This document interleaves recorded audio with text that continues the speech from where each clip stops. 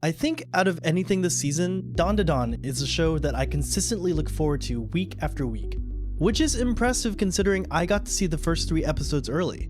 There's just something about it that stands out amongst the crowd, whether that be its unconventional characters, mishmash of genres, or expressive animation. But for whatever reason, I was surprised to find out that it was a Jump series. I think it's mostly the fact that I'm an old fart and used to run to my mailbox eagerly anticipating the next tome to be delivered. That time period is what shaped my understanding of what Shounen Jump is. Seeing the greats like Dragon Ball, Naruto, and hey, I like Hikaru no Go too. Don't get me wrong, these series are classics in their own right. But with that outdated image in my mind, just exactly why does Dandadan feel so different? And what does this say about the future of Jump? The first thing you see when flipping open Dandadan for the first time is a full shot of one of our protagonists, Momo Ayase, letting out a very in-character, "Huh?" What a way to introduce someone. But more importantly, I think it drives home Dandadan's focus on its female characters. We've all heard the Sakura jokes from back in the day, but even now we hear things like, wow, this series actually has well-written female characters this time, guys, I promise. And it's like, Nobara. Which, that may be true enough, but what we've seen from Momo so far absolutely shines in comparison. She explores a unique subculture among teenage girls in Japan, but not in a way that feels stereotypical or tropey. Her grandma adds an additional layer of femininity, embodying a mix of aloofness and strength from years of having to prove herself, yet showing genuine concern for Momo when it counts. I love that she acts like an actual grandma, no time for BS and happy to lounge around watching her trashy shows. Let's just ignore the fact that she might be the hottest anime character I've ever seen. Unlike other common depictions, Momo already feels like a full-fledged person from episode 1, with her own normal high school troubles and frustrations. The galness of it all alluding to the fact that she doesn't quite feel like someone who can fit in. It's also a great decision to contrast against her co-star, Mr. Ken Takakura himself. Okay, Momo. Okurun. He isn't exactly your typical shonen protagonist either. If you take a look at the Luffys and Narutos of the world, bright-eyed, bushy-tailed, and relentlessly positive, Okurun doesn't quite fit in. But speaking as someone who isn't looking to become the 4th Hokage or King of the Pirates, I feel like I can relate infinitely more to Okurun. He just wants to live a good life with good friends. I find that the older shonen protagonists tend to assert their worldviews onto the environments around them, and usually they're successful.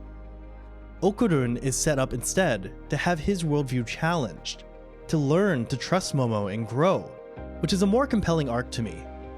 You see this interesting facet of social anxiety and depression explored, which is this sort of paradoxical arrogance, assuming you know what's best for everyone else. Repeatedly, you see Okurun say, "Go without me, I'm useless, it's all my fault, me. It takes someone not willing to put up with that bullshit like Momo to break through and have Okurun realize his own worth, or that by doing so, he's downplaying her worth. That's another major appeal of Dandadan. The collision of worlds, the alien and the ghostly, horror and romance, gal and nerd. Two unlikely mates who nonetheless seem to go hand in hand. I'm not sure of my audience's average age, but I'm sure most of you know that as you get older, it gets harder and harder to make friends.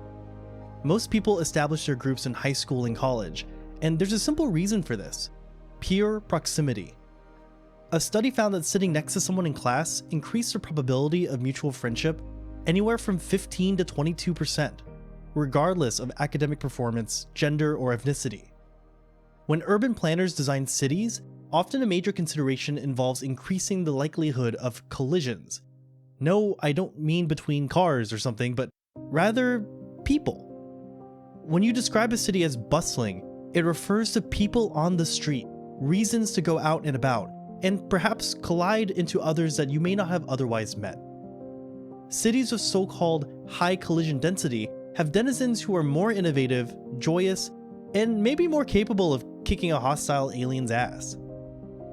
When it comes to the bits of conflict Momo and Okurun have encountered so far, I think the way the powers are set up is ingenious. It forces them to act as equal partners, adding to Momo's agency rather than setting her up as a damsel to be rescued. or Hime. You can really see this in the second episode. It's a classic bait and switch. Okarun basically attains a shiny new power-up, yo, says this cheesy badass line, yo, only to get immediately wrecked. Dandadan wags its finger, showing both the viewer and Momo that cheap power-ups aren't the name of the game here, so you better get to thinking. This image of them both running at the sumo alien head-on embodies the show to me. An unlikely team nonetheless conquering impossible odds. Then, once again, Okarun doesn't get the message and tries to take it all on himself. He is the shonen protagonist after all, let him take the brunt of it. Momo chastises him, ordering him to sit and watch. It is both her quick thinking, but also resilience that leads them to victory. She can handle more than he thinks. This isn't the first time we've had this exact bait and switch. There's a scene in the first episode that's a little controversial. You know the one, it's got some interesting angles. I'm not gonna sit here and completely defend it. I think the presentation is indulgent and it's a complicated topic to even try and do humorously. I think it's supposed to be funny, which many won't find it to be, and I think it's supposed to be uncomfortable, which it definitely is. But what I want to focus on here is the fact that Okarun shows up to save the day, but it's Momo who rises above the challenge to break free of her own volition, and then follows through on the kick initiated at the very start.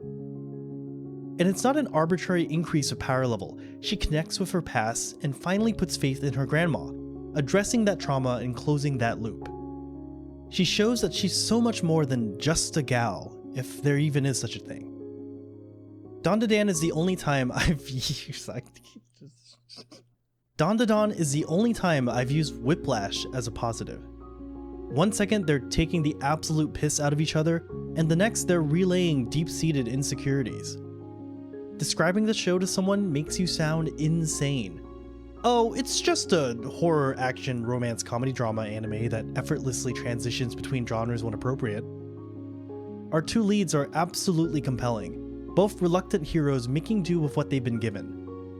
I think their unlikely friendship highlights an important truth. We're all more alike than we realize, and that with some help, we're all more capable than we think, and that our past shape us in ways that we may not think about often. Friendships aren't made through magic, but through exposure, mishmash, collisions. You could say it's chemistry. Dandadan may not look like the Shonen Jump series I'm used to, but I'm perfectly fine with that, and I can't wait to see where it goes. Thanks for watching! After watching the first 3 episodes in theaters, I immediately bought the first 5 volumes of Dandadan. That's the first time it's happened, but everything from the unconventional subject matter to the care the directors and voice actors seemed to place in the show from the interview screamed to me that this was going to be a ride worth coming along for. I can't say that this first arc has disappointed.